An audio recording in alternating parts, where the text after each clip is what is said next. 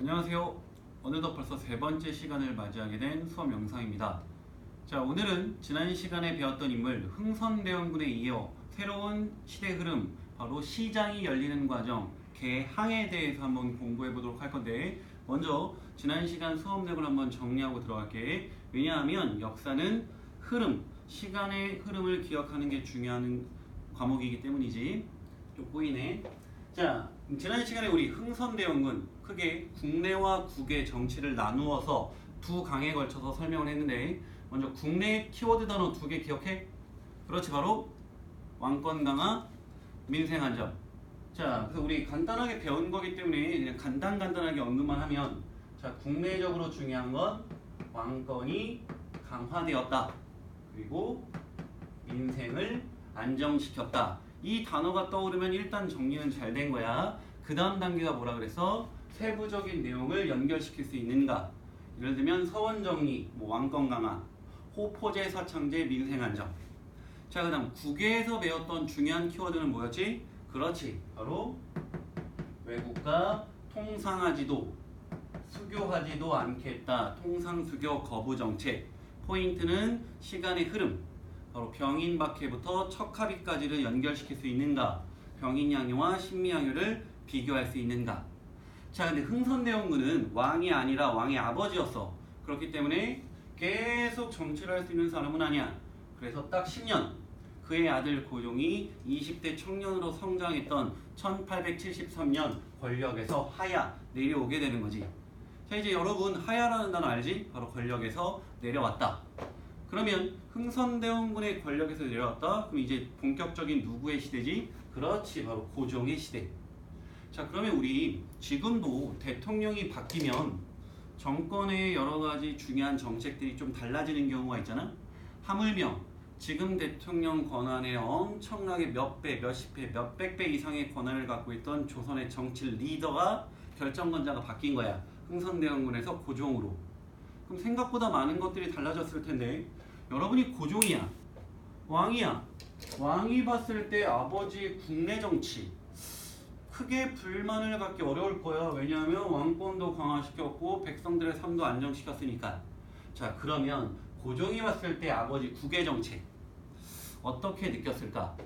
그렇지, 요즘으로 치면 아우 아버지 이제 시대가 달라졌어요. 언제까지 닫고 있을 겁니까? 이제 조선도 뭐 해야 된다. 그렇지, 열어야 된다 라는 의견들이 나오기 시작하는 거지. 고종 생각도 그랬고 고종의 와이프였던 민비, 명성황후의 생각도 그랬던 거지. 그래서 고종이 정참에 따라 조선시대 분위기가 달라져. 또 국내 양반들, 관리들을 중심으로 통상개화론이라는 이론이 유행하기 시작하는데, 통상개화론은 무엇이냐? 우리도 빨리 시장 열고 문호 개방해서 외국 거 받아들여 그들처럼 발전해야 된다. 그게 바로 통상개화론이야. 외국과 교역도 하고 그들 거 받아들이자. 자, 이 같은 이론이 점점점 유행함에 따라 조선 내 분위기는 더욱더 시장을 열어볼까라는 생각들이 커지고 있는 거지. 그러나 중에 가장 적극적으로 우리의 시장을 열려고 압박을 가했던 나라가 어디냐? 바로 일본이었어, 일본. 자, 일본은 이 당시 우리나라보다 개항이 빨랐기 때문에 일본 내 발전도 빨랐던 거지. 그래서 일본에서 이런 의견들이 나와. 한국을 정복하자. 그게 바로 정한론인데, 물론 이 한국을 정복하자는 일본 내에서 찬반의 의견이 좀 많이 갈렸던 상황. 아직은 일본의 힘이 부족하다. 좀 더 힘을 기르자와 지금 조선을 공격해야 된다. 하지만 여기서 중요한 건 일본이 우리를 향해 압박이 심해지고 있다는 거지. 자, 이런 와중에 일본이 사건 하나 일으키는데 그게 바로 운요호 사건이야. 자, 쌤이 제너럴 셔먼, 호, 운요호, 호자로 끝나는 사건들은 모두 배와 관련된 사건. 자, 이 일본배 운요호가 우리나라 강화도 근처에 허가도 없이 다가오다가 당연히 우리나라는 경고사격, 위협사격을 했을 거 아니야? 그에 대한 반발로 일본이 인천 영종도라는 섬에 들어가서 약탈을 하고 사람을 죽이고 도망간단 말이야. 그럼 이거 사실 일본이 먼저 시비를 건 사건이기도 한데, 일본 정부는 이 사건을 계기로 야 조선, 니들 왜 함부로 우리나라 배 이유 없이 공격했냐라고 하며 대규모의 함대를 강화도로 파견하게 되지. 그리고 우리를 압박해. 야 조선, 나와 싸울 거야? 아니면 나랑 교류하고 조약 맺을 거야? 이때 우리 정부의 선택은 뭐냐? 그래 어차피 외국과 교류할 마음이 있었는데 물론 좀 짜증나는 일본의 압박이 있었지만 이 기회에 그래 우리 시장 열자라고 해서 우리나라 최초의 근대적 조약, 시장이 처음 열렸던 조약, 바로 강화도 조약이 체결되게 되는 거지. 자, 우리 많은 아이들이 강화도 조약은 아마 한 번쯤 들어봤을 거야. 자, 이 강화도 조약은 사실 정확한 명칭은 아니야. 그냥 강화도에서 체결되었다 해서 강화도 조약인데 정식 명칭은 조선과 일본 사이에 맺은 조약이다라고 해서 조일 수호 조규라 불러. 물론 일반 문제 풀 때는 강화도 조약만 알고 있어도 충분하지만 정확한 조약 이름을 알고 있으면 되게 도움이 된다는 거. 자, 그러면 이 강화도 조약 도대체 어떤 내용들을 담고 있습니까? 자, 강화도 조약은 총 12개의 내용을 담고 있어. 근데 우리 역사 공부의 포인트는 외울 걸 줄이는 거야. 자, 12개 다 기억할 필요 전혀 없다라는 거. 몇 가지만 기억하면 된다? 4가지만 기억하면 된다. 자, 1조부터 12조 중에 핵심 내용 4가지. 1조, 4조, 7조, 10조. 문제집에 따라 교과서에 따라는 1조라는 말 대신 1관, 뭐 4관, 관이 붙기도 하는데 크게 중요한 거 아니라는 거. 자, 그럼 내용을 보면 1조에는 조선은 자주국이다. 굉장히 좋은 표현이지. 조선아, 니네 나라 일은 니네가 결정할 수 있는 스스로 주인인 국가라는 뜻이 자주국이야. 자, 굉장히 좋은 표현인데 왜 일본은 하필 우리에게 이런 좋은 표현을 썼을까? 그렇지. 순수한 의도가 아니었어. 바로 이 당시 우리나라는 청나라로부터 좀 압박, 영향권 안에 있던 나라였거든. 그래서 일본이 얘기한 거야. 조선아, 왜 청나라의 영향권 밑에 있냐? 니네 나라 일은 니네가 결정해라. 청나라로부터 멀어져라야. 그 아주 숨겨진 나쁜 의도는 뭐냐? 청나라라는 강대국부터 멀어져야 일본이 조선을 침략하기 유리하기 때문이지. 그게 바로 1조의 내용. 자, 그다음 일본이 우리나라 조약 체결한 궁극적인 이유가 뭐야? 그렇지. 항구 열어서 일본 물건 팔아서 경제적 이득을 얻는 거야. 그럼 항구 열어야지. 그래서 총 몇 개의 항구를 여냐? 바로 3개의 항구를 열게 된다라는 거. 그럼 도대체 어디를 열게 됩니까? 자, 이거는 지도를 통해 공부하는 게 좋겠지. 잘 안 빠지네. 실수. 자, 우리나라 지도가 있고 여기가 일본이야. 자, 일본에서 가장 가까운 우리나라 대표적인 항구가 어디냐? 그렇지, 바로 부산이야, 부산. 자, 그래서 이 3개 항구 중에 첫 번째는 어디를 연다? 부산을 열게 되는 거지. 자, 그 다음 일본이 추가로 연 곳이 어디냐? 바로 이 동해상에 보면 움푹 들어간 지역이 있어. 자, 여기에 원산이라는 항구가 있는데 여기를 추가로 열게 되지. 자, 원산을 열었던 이유는 이쪽 지역은 지금도 북한의 대표적인 평야 지역이야. 먹을 게 풍부하지. 자, 이 같은 곡식이라든지 지하자원 같은 걸 원산항을 통해 일본으로 옮기려고 했던 거지. 또 다른 의미는 상징성이지. 남해안의 부산, 동해안의 원산. 그럼 남은 한 곳은 어딜까? 그렇지, 바로 서해안이지. 바로 서울로 들어가는 길목 인천을 열게 되는 거지. 3개 항구는 부산, 원산, 인천. 자, 이게 바로 4조의 내용. 부산 이외의 2곳의 항구를 개항한다. 총 몇 개? 3개. 부산, 원산, 인천. 자, 그 다음 7조의 내용부터 우리가 조금 분노, 조금 짜증이 올라오기 시작하는데 7조의 내용이 바로 연해 측량권을 허용했다는 말이야. 연해는 우리나라 주변 바다를 의미하는 건데, 자, 무슨 말이냐? 또 지도를 꺼내볼게. 일본이 우리나라의 주변 바다를 언제든 측량, 조사할 수 있다라는 거야. 그럼 일본은 왜 우리나라 바다를 조사하고 이 지역을 알아보려고 했을까? 그렇지. 훗날 우리나라를 침략할 때 우리나라에 대한 사전 정보를 파악해 놓는 거지. 근데 이게 왜 좀 더 짜증이 나냐? 이 연해 측량권, 보통 다른 나라에 대한 조사를 할 때는 그 나라의 정부의 허가를 받아야 돼. 이 연해 측량권은 일본은 지네가 원할 때 언제든 우리나라를 조사할 수 있다는 거. 즉, 우리나라 정부의 허락이 필요 없어. 여기서 더 짜증나는 건 일본도 우리나라 바다를 조사하면 우리도 일본 바다를 조사할 수 있어야 되는데 그거는 불가능했다는 거지. 그래서 전형적인 불평등한 조약 내용이 바로 이 7조의 내용이야. 자, 그 다음에 10조의 내용. 여러분 아마 들어봤을 단어인데 치외 법권을 허용했다. 통치 바깥에까지 법의 권리가 미친다는 뜻이야. 자, 무슨 말이냐? 일본 통치 지역은 일본 땅이겠지. 일본 통치 바깥에까지 일본 법의 권리가 미친다가 치해법권이야.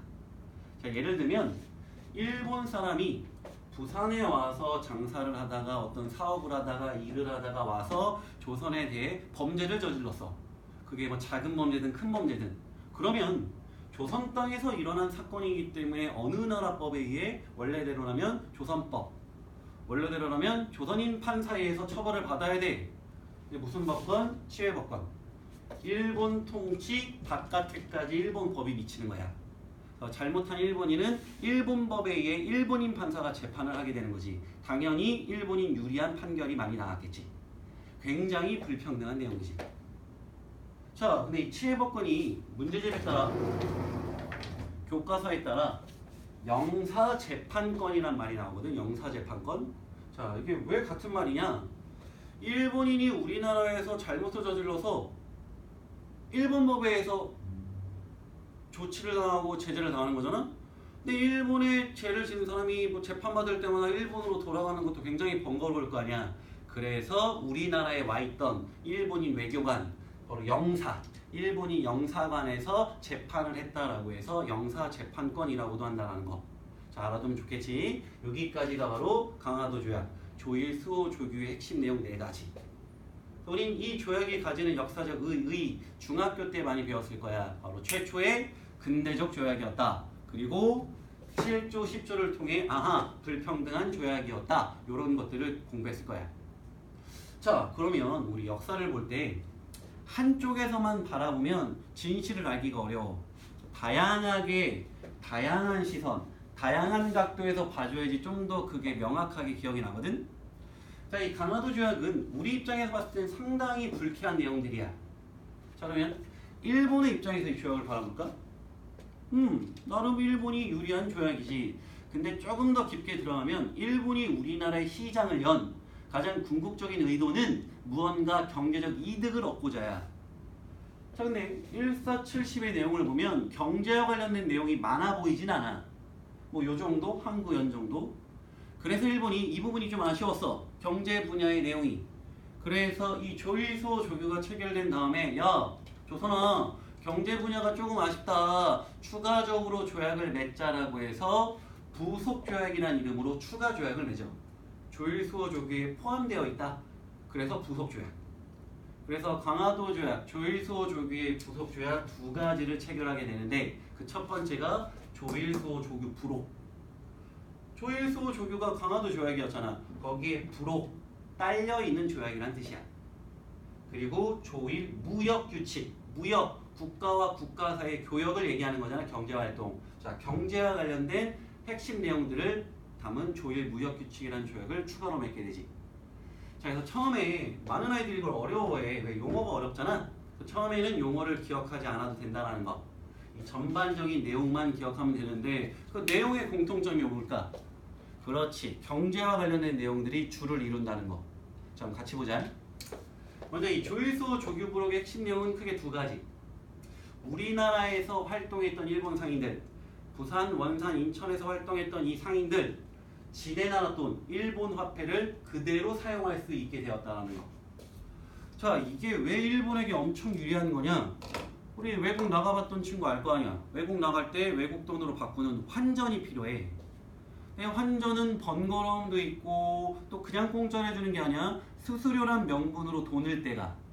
그렇기 때문에 외국 나갈 때마다 돈 바꾸는 환전은 굉장히 불편하고 손해거든. 그래서 일본 아이들이, 일본 상인들이 야, 나 조선에서 거래할 때 나 그냥 우리나라 돈 쓸게. 바로 일본 상인들에게 너무나 유리한 조치였던 거지. 그래서 일본 화폐 사용을 허락하게 됐다는 거. 자, 그리고 이때 초창기에는 우리나라 내에서 일본 상인들이 어디서만 활동할 수 있냐? 항구 3개 열었잖아. 부산, 원산, 인천. 그 이외의 지역에서는 활동이 어려웠단 말이야. 그 일본이 작은 꼼수를 집어넣지. 일본 외교관들은 지역 구별 없이 자유롭게 우리나라를 돌아다니고 여행할 수 있게 해줘. 자, 이게 왜 꼼수냐? 일본 상인들만 부산, 원산, 인천에만 가둬놓는다고 우리가 제재할 수 있는 게 많이 없어지게 되는 거야. 왜? 일본 외교관, 일본인이 자유롭게 전국을 돌아다녀? 그 그들과 일본성이 결탁할 수도 있는 거고, 또 다른 일본이 원하던 효과는 뭐냐? 일본 외교관이 자유롭게 한국을 돌아다니며 우리나라에 대한 정보, 즉 침략을 위한 사전 준비 작업이 가능했던 거지. 자, 이것이 바로 조일수호 조규 불호. 자, 그다음 조일무역 규칙을 쉽게 기억하는 방법은 라임을 맞춰서 쓰리무, 삼무를 기억하면 돼. 무. 여기서 무자는 없다란 뜻이야. 그럼 뭐가 없냐? 일본이 분리했던 조건들을 모두 다 없애버린 거야. 자, 첫 번째 뭘 없애냐? 관세를 없애. 얘들아, 관세가 뭐냐면 국가와 국가 사이에 교역할 때 매기는 세금이야. 예를 들면 자, 일본, 한국, 조선. 일본에서 만든 100원, 1000원짜리 볼펜을 한국에 팔고 싶어. 자, 1000원짜리 물건이 건너오는 거야, 일본 물건이. 그럼 한국이 이 일본 물건에 대해서 세금을 매겨. 그게 관세야. 물건을 사는 국가가 매기는 세금이야. 그렇기 때문에 물건을 파는 국가 입장에서는 관세를 높여버리면 자기 나라 제품이 비싸게 팔릴 거 아니야. 그럼 많이 안 팔려. 그래서 파는 애들 입장에서는 관세가 낮을수록 좋아. 이해되지? 관세가 낮을수록 좋아. 그래서 일본이 아예 어떻게? 그렇지. 낮추다 못해 아예 없애버린 거지. 그래서 일본 물건이 우리나라에 엄청 들어와서 팔리기 시작하는 거야. 조선 상인들이 몰락하게 되는 거지. 자, 그다음 뭘 없애냐? 자, 이때 물건을 주고받을 때 지금은 비행기도 이용하고 배도 이용하지만 이 당시에는 다 배야. 그럼 배가 출입하는 곳, 그렇지, 항구. 항구와 관련된 세금, 항구 이용료를 항세라 불러. 야, 나 조선에 가서 물건 파는데 일본 배들이 항구를 되게 자주 가. 그럼 항세도 많이 내야 돼. 내기 싫은 거야. 그러니까 아예 없애버린 거야. 그럼 이렇게 보자. 무관세, 무항세가 적용된다. 일본 제품 가격이 그 가격 그대로 세금도 안 붙고 우리나라에 엄청 풀려. 게다가 이걸 싣고는 배들에 대한 세금도 전혀 없어. 즉 일본 물건이 쏟아지게 되는 거지, 우리나라에. 목이 메이네. 자, 바로 두 개 배웠지. 무관세, 무항세. 자, 마지막 무자는 뭐냐? 바로 여러분이 좀 좋아하는 단어인데 무제한. 우리 고기 뷔페 가면 무제한 좋아하지. 자, 무슨 뜻이냐? 이 당시 일본은 우리나라보다 개항도 빨랐고 개화, 메이지 유신도 빨랐기 때문에 일본 내 농업지역이 공장지역, 산업시설로 좀 많이 바뀌는 시대야. 그렇기 때문에 일본 내 뭐가 부족해지냐? 식량이 부족해지는 거지. 그래서 그 부족한 식량을 일본은 어디서 확보하려고 했냐? 바로 조선에서. 조선에서 무제한으로 곡식을 가지고 나가. 자, 근데 여러분 여기서 오해하지 마. 일본이 그냥 뺏은 게 아니야. 돈을 주고 사가는 거야. 근데 그게 왜 문제가 됩니까? 얘들아, 우리나라 내에서도 꼭 필요한 식량의 양이 있잖아. 그 양은 보호하고 우리가 쌀을 팔아야 되고 보호받으면 일본이 그걸 가져가야 되는데 그런 제한을 없앤 거야. 즉 니네가 얼만큼 필요하든 상관없다. 일본이 필요한 만큼 무제한으로 우리나라 곡식을 사갔던 거지. 그러다 보니 우리나라 내 식량 사정은 안 좋아지지. 쌀값은 폭등하고 경제가 파탄나게 되는 거지. 이것이 바로 무제한 양국 유출. 자, 지금까지 배운 게 바로 무엇이냐? 바로 조선에 닫혀있던 시장이 어떻게 된다? 열린다. 10개짜리 써서 항구가 열린다. 개항의 과정에 대해서 배운 거야. 자, 개항될 때 최초로 맺은 근대적 조약이 뭐라고? 그렇지, 조일수호 조규. 그래서 오늘 수업의 포인트는 조일수호 조규의 핵심 내용들을 기억할 수 있는가? 자, 그럼 오늘 시장이 처음 열렸어. 그럼 이제 다음 시간에 배울 건 뭐냐? 한 번 열린 조선이 다른 나라와는 어떻게 조약을 체결했는지 그 다음 나라, 바로 미국과의 조약에 대해서 설명을 해줄게. 자, 오늘 수업은 여기까지. 안녕. 항상 열심히 하고 파이팅!